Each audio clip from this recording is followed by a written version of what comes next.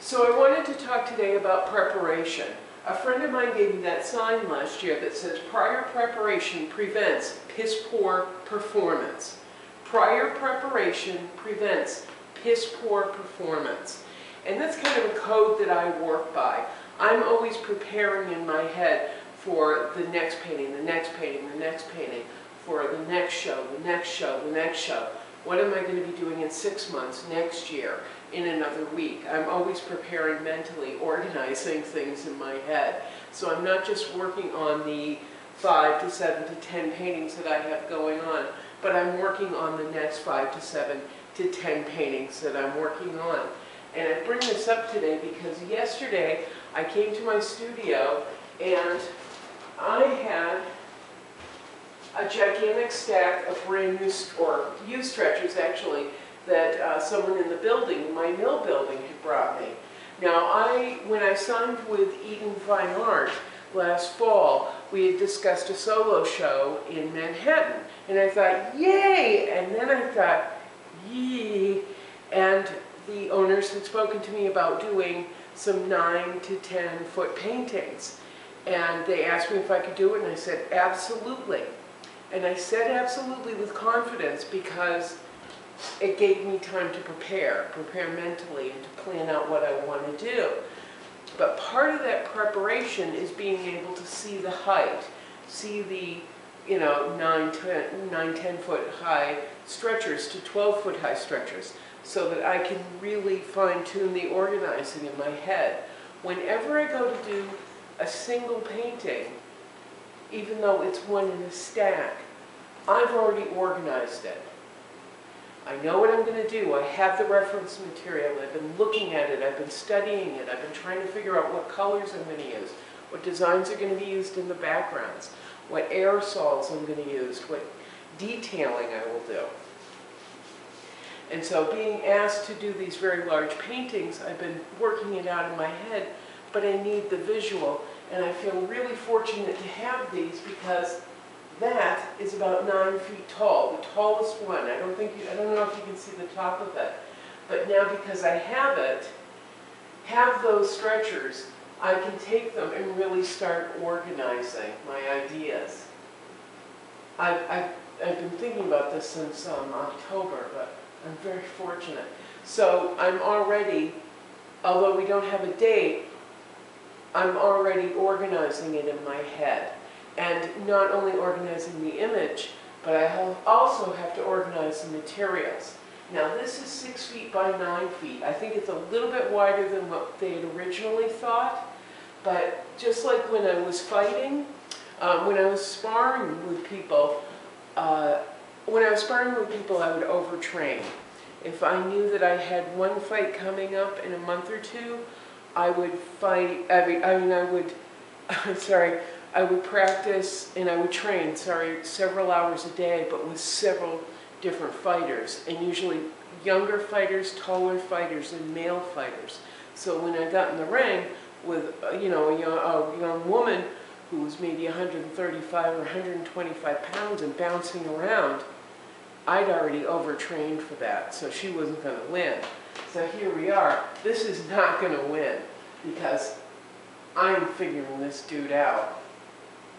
Now, because I've done the preparation work on where to get the materials, which is what I was saying a minute ago, I know that I can go to Soho Art Material in Manhattan and get the canvas that's wide enough to fit this. I can't get it at a standard store, but at Soho I can get it wide enough.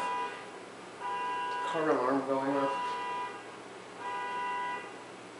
So anyway, I'm really looking forward to that. I wanted to show you an example of preparation. Preparing a painting. This young girl, I don't know if you can see her. I actually looked at the photograph online for about a month before I purchased it, and I bought it off of eBay. I don't believe in stealing material. So I ask people permission, I buy the photographs when I can, and I ask people, may I do your painting? So I have this, and I was so excited when I finally bought it.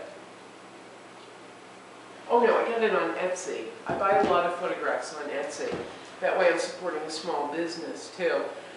But I had already known that I wanted to do what I wanted to do with it before I got it, because although I was working on all of the other paintings, I was working out the idea for hair in another painting that I was going to apply to this one. Although I know I wanted to do wallpaper, I started working out the ideas for the wallpaper. I'd get an idea and I'd work it into another painting and go, okay, I want to do this in the next one. I have another painting going of a Japanese artist, and I'll show you next time. But I've been planning it out in my head. I did a painting called Little Ginkgo that I worked out the hair for this Japanese artist while I was doing Little Ginkgo, and I worked out the hair for Little Ginkgo when I was doing another painting. So as you can see, it's not only evolution, evolution, evolution, but it's always preparing for the painting that's coming down the line. I was talking with an artist yesterday who said, I can only work on one painting at a time. She said, but looking at this, I just want to be able to paint more than one. And I'll tell you how it's done. It's not me sitting around forcing the idea. I'm going to make myself paint, and it's going to be this thing, and I will, damn it, and it's really just a meditation. Some people might call it a prayer.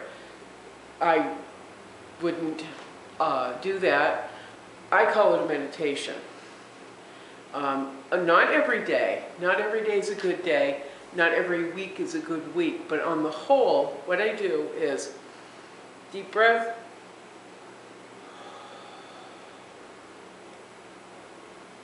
And I can find this very special spot, this sweet spot, somewhere in my head that goes into my chest and down into my feet. And I'm able to relax my mind. And like I said, not every time. Things are tough in life, and not everything goes as planned, and there's a fight every day that we all have to overcome. We've all got our own crap going on. When I'm in here, however, I'm usually able to let it go, because I just take a nice deep breath,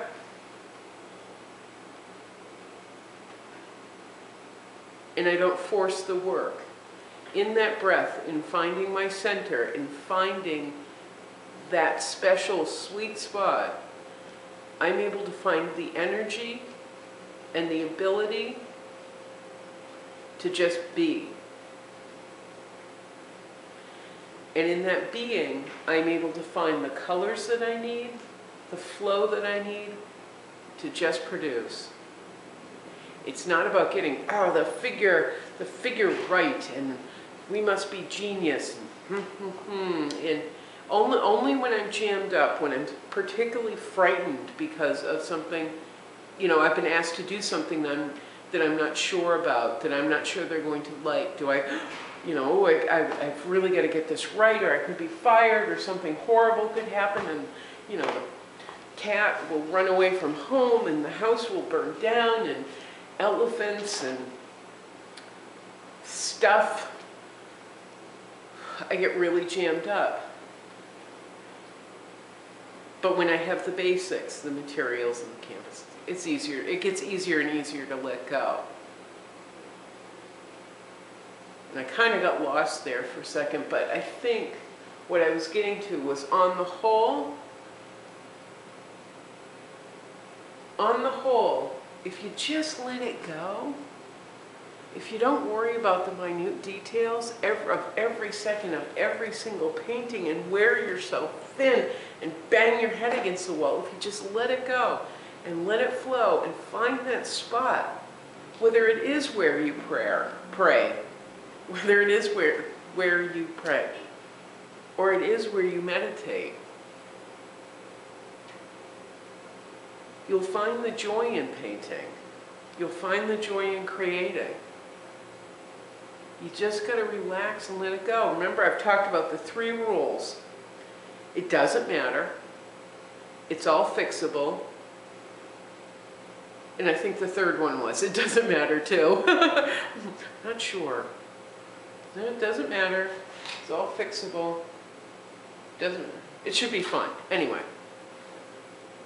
Find that meditation. Don't worry about what that guy's going to think. Don't worry about what that artist is going to say, or your relatives, or whoever, because it doesn't matter.